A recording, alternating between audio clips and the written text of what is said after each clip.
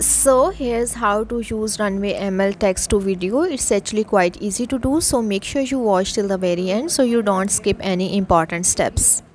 For this, first you will need to log into your Runwayml account. After logging into your account, now here you will be able to view the interface like this. Now from the left panel, click on the generate videos option.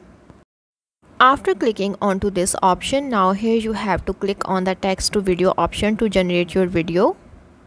Moving on to the next step, here you have to click on the text option to add your text here. After adding your text here, click on the generate option. Once you click on the generate option, now it will generate you a video. Now click on the preview option to preview your results. So that's how to use Runwayml AI text to video.